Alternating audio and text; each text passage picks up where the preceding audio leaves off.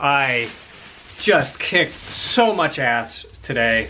Met some friends in La Jolla, which is one of the richest neighborhoods in the country, or at least it was. I looked it up on the internet and they have fallen in rank to merely being the 4th most expensive neighborhood in San Diego. So I was rubbing shoulders with some dirty-faced peasants in the La Jolla Goodwill. I spent $126.88 just on inventory, nothing for myself. So how does one cope with Goodwills where pairs of shorts are priced at 15 bucks, between 10 and 15 bucks? Well, you source stuff like Vuori. 15 bucks for Vuori shorts is already worth it. I already have made money having sourced that at 15 bucks. Here's a trick. At Goodwill, they don't haggle on price with you, at least not where I live, unless you can identify flaws. So anytime you find a flaw that's not completely insane to ask for a reduced price for, I would advocate trying it. So this had a bunch of little stains and some wear here, and I pointed all of this out to the cashier and she lowered the price generously to $9.99, so these were 10 bucks. I've said this 1 billion million times, Vuori is probably the easiest clothing brand in menswear to flip. Here's a pair of nylon swim trunks that are $8.99, or are they? They are a collaboration that I did not know existed. It's Levi's times Outer Known. Outer Known is Kelly Slater's clothing line, and Outer Known has made it into all of my top brand videos. And I was screening them and I noticed this frilly seam on the side. That's structurally intact, it's just worn and it has all these frills. I'm gonna be able to cut those off easily. But because I could show that to the cashier, I was able to get this price reduced to $5. This pair of jeans cost me $15, and if you know, you know. You can already probably tell why this is worth 15 bucks. Well, that's what I saw to begin with, and I snooped around to try to figure out what these were, and I saw that and I knew. That's one of the best Ralph Lauren tags, that double RL. This is Ralph Lauren. Ralph Lauren, or double RL, is a much higher end. I don't know if it's technically higher end, I think it is. It's just way more in demand than general Ralph Lauren or Polo Ralph Lauren. 15 bucks for Ralph Lauren jeans. There is almost no chance I don't make money on these, and they do have some condition issues. But I love finding that tag, and I rarely find it anymore. I haven't found it in forever. Another pair for 15, and it's another Ralph Lauren. These are actually in worse condition. I would guess that these are not going to flip for less than 50. I could eat those words. I didn't look up the numbers because I have run out of data on my phone plan, so my phone is very slow. These are getting saved till the end. You won't believe your damn eyes. Another Hall of Famer brand, Icebreaker Merino, makes, as you could guess, merino wool pieces. They're performance merino wool for cyclists and outdoors people, and I pick it up absolutely every single time that I find it, unless it's crazy gouge priced. I'll pick it up if it has stains, if it has holes within reason. I sometimes don't even bother screening them just because the demand is so high. It's so easy to flip this brand. Something like this should flip pretty easily for 40 bucks. These button-up shirts are not that common, and this is actually merino wool, or some kind of a merino wool blend. That's just an excellent find. I still would have picked it up if it had holes in it, but it's in immaculate shape. This was also 15. This is 100% linen, and that is what is called an unstructured blazer or unstructured sport coat. It doesn't have padding, doesn't have paneling in here. It's more like a shirt. It just hangs off of your shoulders naturally. And these are going to be in very, very high demand come spring and summer. This is Polo Ralph Lauren. It's recent, which is a good thing when it comes to jackets and suits. And again, not the absolute best brand, but this is a power item for me. 15 bucks. I should get around 100 for this, I would have to guess. Again, I did not actually look that up. This one was 13.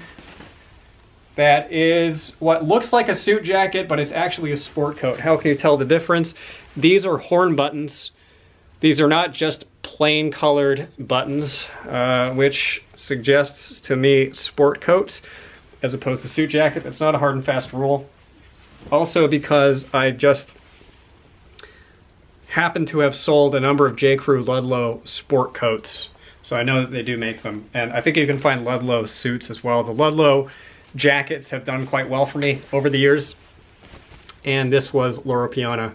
And I just mentioned sourcing Loro Piana from so-so mid-tier brands, which J. Crew is at this point. So I should be able to flip that for, I don't know, probably 60 plus bucks, I would guess. I have never actually found this brand, to my knowledge.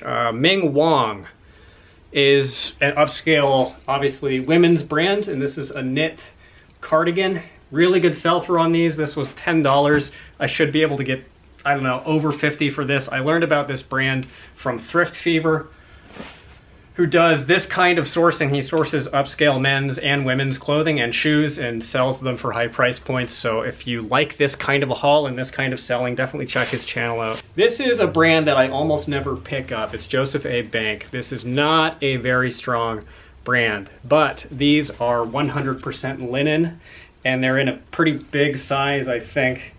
What size are they? 38, that's not huge, but it's right in the ballpark of right material, okay brand, and definitely the right time. Those should flip just fine. I got those for $6.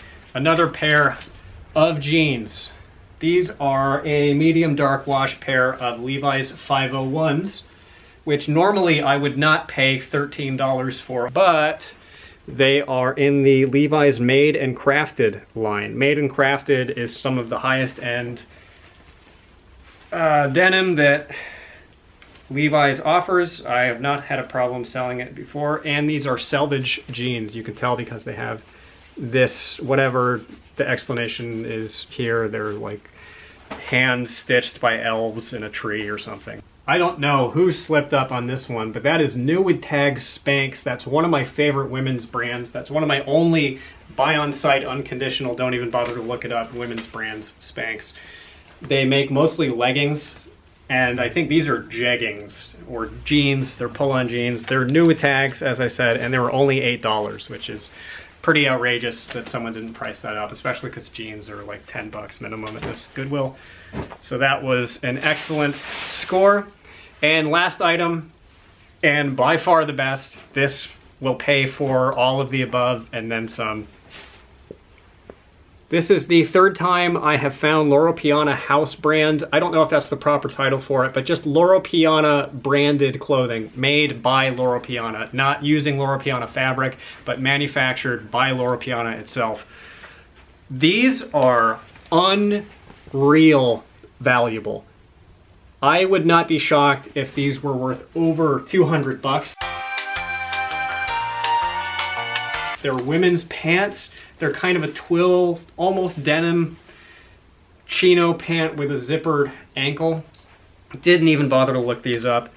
And only 10 bucks, which is just an insane steal. I was in there for a couple hours. Yeah, 126 bucks is pretty high, especially in comparison to the kind of bins sourcing, rummaging, trash sourcing that I've been doing, which is an excellent way to source and quickly becoming my favorite way to source, but you just don't find this at the bins. You don't find this stuff because it doesn't make it to the bins unless it's in really, really terrible condition. There is still a strong case to be made for sourcing at the overpriced retail thrifts, even if they're grotesquely overpriced, like here in California, where it's 10 bucks for almost everything, or at least at this one Goodwill. So if your prices are getting jacked up, and if you live in the kind of an area where I live, where these brands are available, I know that's not true of everybody. I get that complaint in my comments a lot, and I don't really know what to say other than I'm sorry.